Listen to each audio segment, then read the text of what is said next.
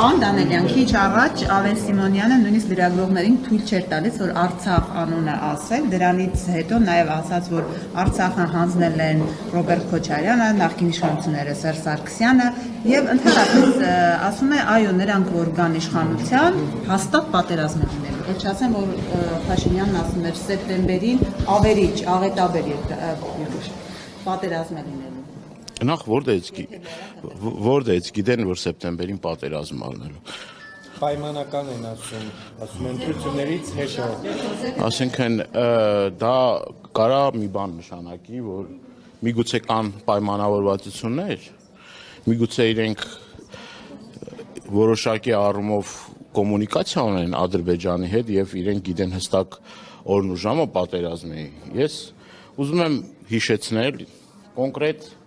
Ռոբերտ Քոչարյանի իշխանավարման տարիներին որևէ պատերազմ չի եղել։ Եթե խոսում են զոհերից, ուրեմն գնացեք եւ վիճակագրությունը նայեք, թե ում իշխանության օրոք ինչքան պատերազմ ա եղել, ինչքան զոհեր են եղել, ինչ արհավիրք ա եղել եւ այդ տխմարագույն թեզը, թե իբր նախկինում հաղթանակած նախագահները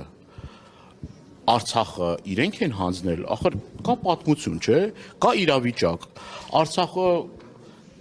առաջին Արցախյան պատերազմի ժամանակ, երբ որ Ստեփանակերտին, արդեն Ստեփանակերտի մատույցներին են հասել, այդ մարդկանց շնորհիվ, որոնք եւ այդ ժամանակ են իշխանություն եղել եւ դրանից հետո Հայաստանի Հանրապետությունում իշխանության ամենաբարձր օղակներում են եղել, այդ մարդկանց աշխատանքի, պայքարի, հերոսական ուղու շնորհիվ 12,000 քառակուսի կիլոմետր տարածք ա եղել, Լեռնային Ղարաբաղի տարածքը, Արցախի Հանրապետության տարածքը, բայց որ տվել էին այդ, որտեղ էին նուրը գրկած նկարվում ասում, ախր իրենք օրվա մեջ 4-5 անգամ սխալվում են, 4-5 անգամ սխալվում են, քիչ չի, ասում են մենք տես բան չենք ասել, առավոտվա ասած բանը, կեսօրին ասում են մենք տես բան ենք, մենք, լավ եք տեսել, կողմ մենք չենք, մենք չենք ասում ահա, եթե մարդը խրոնիկ ստախոս են, ինչի մասին ա խոսքը էլի, եթե մարդը առավոտյան մի բան ասում, կեսօրին ասում է էդ ես չեմ, կարող է ինձ հետ կապված խնդիրներ կա, ես չեմ բան, դուք տեսել եք, թե չեք տեսել այդ ամեն ինչը, չեք տեսել ոնց ա մարդը, կրկնում եմ, մի քանի ժամվա ասած բանը, հերքում ասում է ես չեմ, ինքը տենց էլ երկիր ա կառավարում, տենց էլ գնում է բանակցությունների, մենք գիտենք բանակցային գործընթացի ժամանակ ով ոնց ա իրեն պահել, ինչ խնդիրներ ա ունեցել, չէ, գիտեք ինչ կա, տեսեք, երկիրը չպետք է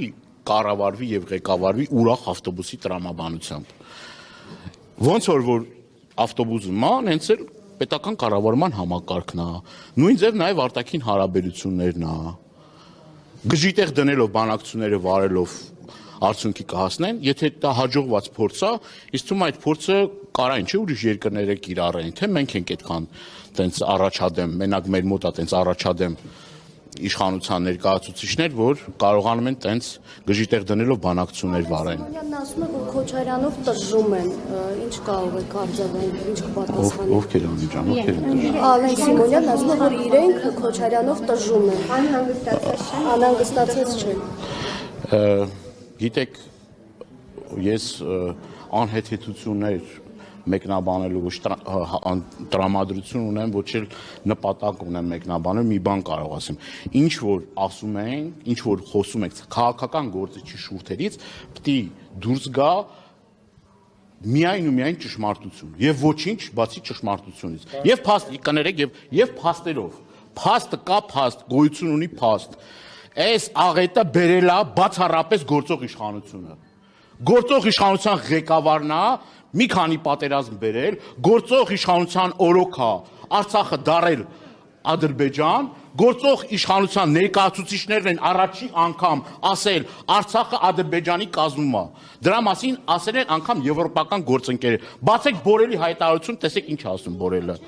Բորելն էլ է ասել, բոլոր այն պաշտոնյաներն էլ, որոնք որ շատ ու շատ պաշտոնյաներ ասել են Հայաստանի Հանրապետության վարչապետի աթոռը զբաղեցնող անձը այն միակ ղեկավարն ա եղել, որ ճանաչել է Արցախը Ադրբեջանի կազմում։ Հիմա էլ բանը հասել է նրան արդեն, որ Արցախ բառը ասելուց իրենք վախեր ունեն, որ կարող Արցախ բառը ասեն, Ալիևը եւ Էրդողանը ջղայնանան եւ իրանց համար լավ չլինի, իրանց համար, իրենց աթոռի համար լավ չլինի, իրենց աթոռի, իրենց պաշտոնի համար։ Պարոն Դանելյան, ձեզ Պաշտոն, աթոռ, հանուն տարածքների, աթոռ, հանուն տարածքների։ Էդ է իրանց տրամաբանությունը, էդ է իրանց լոգիկան։ Բա գոռում էր կոկորդ էր ճղում, Արցախը Հայաստանը եւ վերջ։ Ինչ եղավ։ Ինչ եղավ այդ բանը։ Եվ մի ուրիշ հանգամանք էր։ Դուք ուշադրություն դարձեք իրենց խոսույթի վրա։ Սկզբից ասում են բռնի տեղահանված արցախցիներ։ Հիմա բռնի տեղահանումներ են հանել։ Էտել են խմբագրել։ Էլ բռնի տեղահանված չեն։ Արցախցիները էլ բռնի տեղահանված չեն։ Մի հատ հարցրեք իրancs, ասեք բռնի տեղահանված են հիմա այդ մարդիկ կողմնորոշվեք, որ մի 2 ամիս առաջ գոնե այդ բռնի տեղահանված ասում։ Հիմա այդ բռնի տեղահանվածն էլ չեն ասում։ Ասում են փախածներ։ Էնել ասում են փախած են մարդուն, որի հայրը Արցախյան առաջին ազատամարտիկ լեգենդար հրամանատարից է եղել։ Մերուժան Մոսյանը, որը մարտական խաչ առաջի աշճանի ասպետ է, որ ամբողջ իր կենսագրությունն ու կյանքը նվիրաբերել է հանուն Արցախի հերոսների նկատմամբ նման վերաբերմունքը պատահական է։ Հերոսների ընտանիքի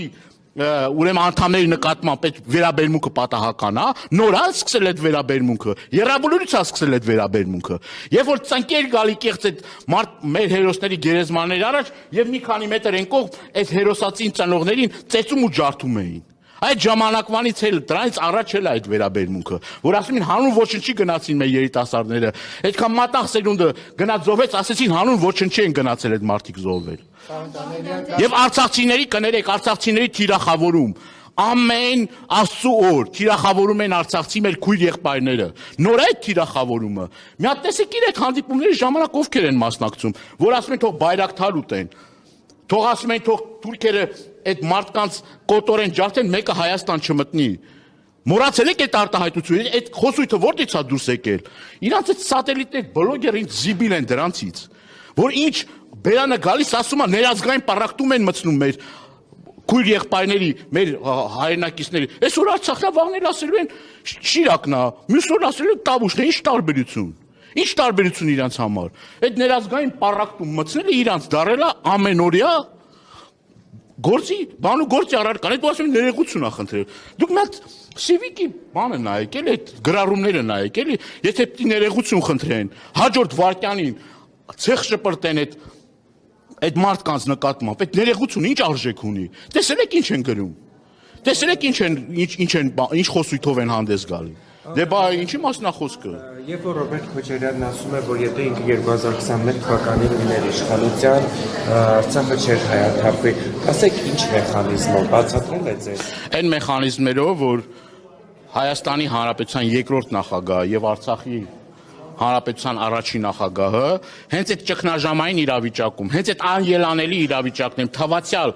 որ պատասխանատվություն ստանձնող մարդիկ էլ չկային, ստանձնել է Արցախի Հանրապետության նախագահի ղեկը,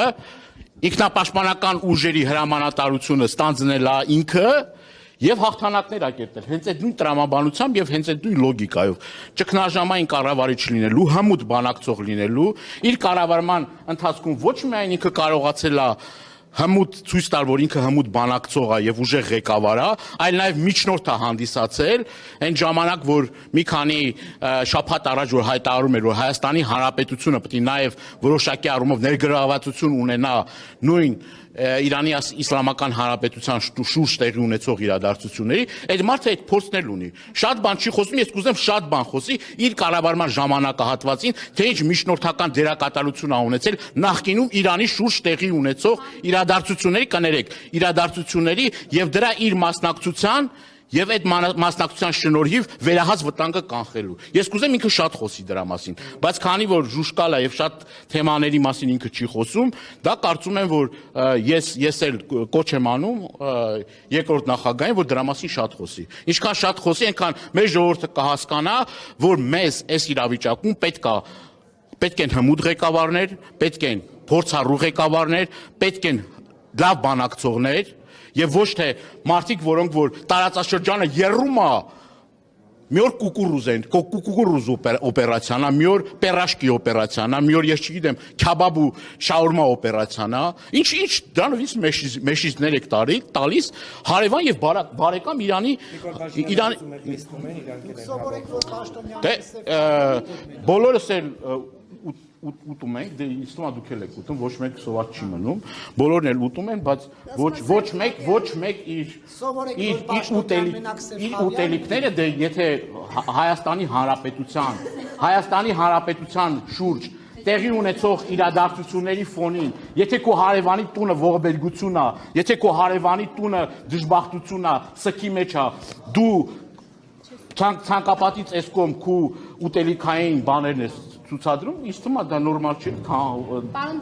ավելի քան նորմալ չի։